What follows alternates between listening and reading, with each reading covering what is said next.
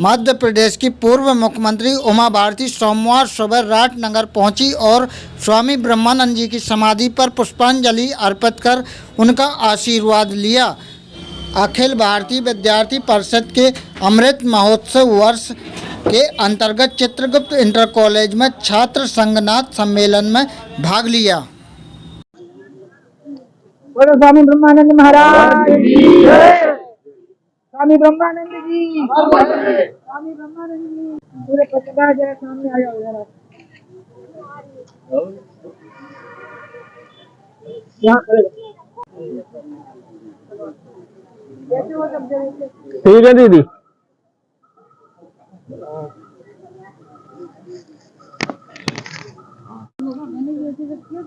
यार उतर जाए है अजय उतर जाए। बाद में पता लगा कि जबकि अमृतपाल जी ने पिछले साल बहुत अच्छा कार्य किया, बहुत ही अच्छा, लेकिन फिर भी इस साल मैंने सुना है एक ही कार्यक्रम हुआ, इसकी मुझे आंतरिक प्रसन्नता हुई है। स्वामी जी एकता ही तो चाहते थे समाज में, एकता और समानता की ही वो बात करते थे। मुझे इस बात का जवाब देना है, आपके द्वारा पहुंच जाएगा। आज कमलनाथ ने कहा है कि उमा भारती जी मुझसे बात करें। तो उनको ये बताना चाहती हूँ, शराबबंदी के मेरे जो परामर्श है वो मैं शिवराज को दे चुकी और उनको मैं जग जाहिर कर चुकी। तो कमलनाथ जी भी अपने जो प्रस्ताव है वो शिवराज जी को दे दें, क्योंकि इनमें मुख्यमंत्री थोड़े ना हो, मुख्यमंत्री तो शिवराज जी हैं। और मैं शिवराज जी को कोई हानि पहुंचाना चाहती हूँ या बीजेपी को या सरकार को, ऐसा मेरे मन में भाव ही नहीं है, लेकिन मैं मध्य प्रदेश को बचाना चाहती हूँ शराब में बह जाने से। मंदिरों से मैंने कहा है आप आधा किलोमीटर की दूरी रखो, शिक्षण संस्थानों से मैंने कहा 1 किलोमीटर की दूरी रखो, क्योंकि मंदिर से ज्यादा महत्वपूर्ण है। तीसरी बात मैंने कही है कि अहातों में आपको पता नहीं, एक अहाते में 1,000 लोग शराब पीते हैं खुले, हम अब शराब पीते जाते हैं सड़क पर, जैसे पैदा करते हैं। मैंने कहा अहाते बिल्कुल बंद कर दो। तीसरी बात चौथी कही मजदूरों की बस्ती से आधा किलोमीटर की रेडियस की दूरी कर दो। पांचवी कही कि स्कूलों अस्पतालों अदालतों अस्पतालों अदालतों जैसे स्थानों से भी आधा किलोमीटर की रेडियस की दूरी कर दो। इन बातों से पूरा मध्य प्रदेश सहमत है। बस ये है कि शिवराज जी उसको थोड़ा 31 जनवरी को उनको घोषणा करनी थी, अब किस वजह से उन्होंने रोक लिया है, नहीं हो पाई घोषणा, तो उसका परिणाम है मेरा स्वास्थ्य बहुत खराब है, क्योंकि मुझे ये नहीं मालूम है कि क्या रूप से होना है, जबकि हम दोनों भाई बहन की तरह हैं, बहुत अच्छे मित्र भी हैं दोनों। फोन पे बात भी करते हैं, इस विषय पर बात नहीं कर रहे हैं, इस विषय पे, क्योंकि एक सरकार की नीति है, बार बार मेरा बोलना शोभा नहीं देता उसको।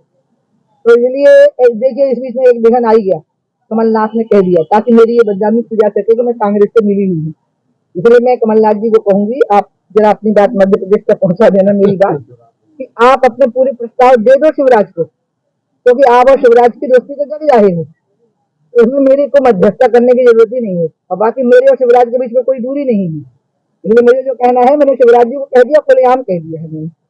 मैं कांग्रेस को उसका कोई लाभ नहीं होने दूंगी, मैं बीजेपी के यही प्रचार करूंगी, बीजेपी की ही सरकार बने और मेरी वजह से सीटें बढ़े, यही कोशिश होगी। दीदी रामचरितमानस पे जो विवाद छड़ा हुआ है, क्या उसमें भाजपा का जो वोट है अनुसूचित वर्ग और पिछड़ा वर्ग क्या इससे किनारा कर सकेगा? बात वोट की नहीं है, राम का नाम और रामायण हमारे लिए वोट का आधार नहीं है, सिद्धांत निष्ठा और राष्ट्रीय पहचान है। रामायण तो अंतर्राष्ट्रीय ग्रंथ है, क्योंकि मॉरिशस ने भी उसको राष्ट्रीय ग्रंथ माना है। मॉरिशस में भी उसका, मॉरिशस, फिजी, न्यूजीलैंड, गयाना, जहाँ जहाँ भारत के लोग गए हैं, गिरमिटिया जिनको बोलते थे, तो सब जगह रामायण की प्रति ही अपने हाथ में लेकर के गए थे। रामायण चारों वेदों के नीचे रख दी गई थी, ऊपर रखी हुई मिली थी, तो सबने मान लिया था कि इसमें चारों वेदों का सार है। इसलिए हमें किसी के सर्टिफिकेट की जरूरत नहीं है। लेकिन अखिलेश और समाजवादी पार्टी के तो पिछली है, क्योंकि ये तो कार सेवकों के हत्यारे हैं, ये तो वो लोग हैं जिनने कार सेवकों पर गोलियां चलवाई और मारा है उनको, नहीं तो ये चाहते तो अकेले पाँव में गोली मार सकते थे। राम को कोठारी को मारा, शरद कोठारी को मारा, प्रोफेसर अरोड़ा को मारा, काशदेव गुप्ता को मारा, महाराष्ट्र के 2-3 कार सेवक मारे। कार सेवकों के हत्यारे तो कभी रामायण के पक्ष में बोलेंगे ही नहीं, राम के पक्ष में बोलेंगे ही नहीं। हम तो मरेंगे और मर जाएंगे, लेकिन हम रामायण का अपमान नहीं बर्दाश्त कर सकते और भगवान राम का अपमान बर्दाश्त नहीं कर सकते। 2024 में साध्वी उमा भारती क्या भूमिका रहेगी चुनाव में? दीदी हाँ बोलो, 2024 में क्या भूमिका रहेगी दीदी उमा भारती की? भारतीय जनता पार्टी की सरकार पहले से भी ज्यादा वोटों से बने, उसमें एक वोट भी मैंने अगर बढ़ा दिया तो मेरे अपने जीवन को धन्य मान लूं। दीदी आखिरी सवाल, भाजपा का एक कद्दार नेता कहा जाता था, लेकिन इस समय आप नहीं दिख रही है, वजह क्या है? वजह थी कि 6 साल की उम्र से मैं राठ में ही तो तब आई हूँ जब आप पैदा भी नहीं हुए थे, आपको पता नहीं। कराट में आई हूँ 70 में, जब मैं 9 साल की थी। तो मुझे भीड़ से और उससे ना थोड़ा थकान सी लगी। मैंने 5 साल का ब्रेक लिया हुआ है, सिर्फ 5 साल का। और राजनीति तो मैं मरते दम में 75 साल वाला मानक नहीं मानूंगी। जब तक जीऊंगी आखिरी सांस तक, तब तक राजनीति करूंगी। मैं उनको जब मिली तो मैं 13 साल की थी और जब उनका निधन हो गया तो 20 साल की थी। फिर उनकी इच्छा थी कि मैं राजनीति में आऊं, लेकिन मैं पिछले बार से बहुत अच्छा शोभा यात्रा बहुत बड़ी शोभा यात्रा देखी स्वामी जी की बहुत बड़ी शोभा यात्रा।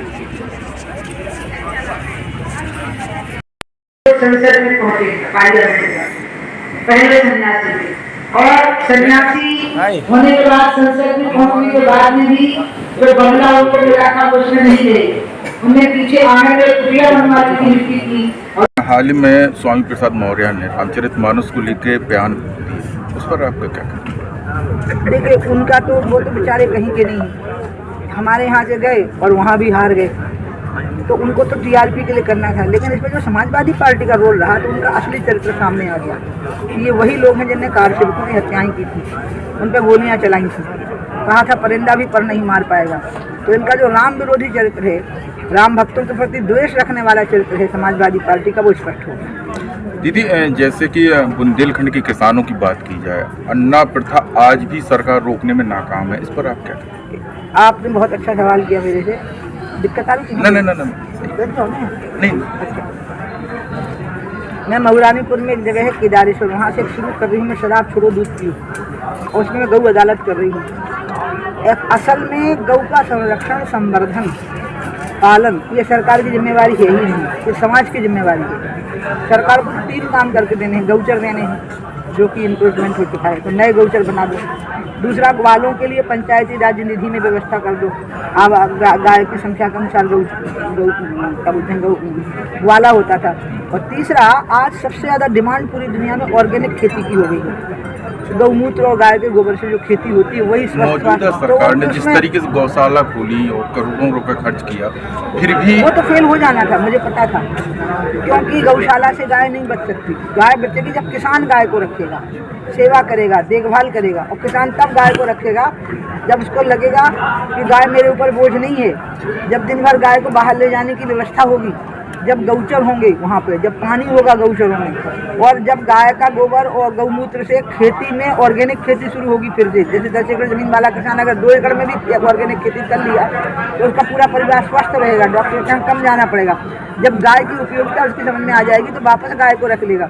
योगी जी तो गौ भक्त हैं, गौ रक्षक हैं, तो किया उनने गौशालाओं का प्रयोग। मध्य प्रदेश में भी हुआ, लेकिन मैं आज भी यही मानती हूँ कि ये सब काम सरकार का नहीं है, ये पूरी तरह से हिंदू समाज का काम है। दीदी, जैसे कि अडानी देश के तीसरे अमीर व्यक्तियों में शामिल है, लेकिन टैक्स पेयर की लिस्ट से वो जो है 10वें से भी लिस्ट से बाहर हो गए हैं। अब क्या कहें? अडानी का पूरा विषय जांच के दायरे में है, इसलिए मैं बिल्कुल टिप्पणी नहीं करूँगी, क्योंकि कल निर्मला जी का भी बयान आ गया अडानी को लेकर के कि वो एक आकलन चल रहा है, तो आकलन होने दीजिए।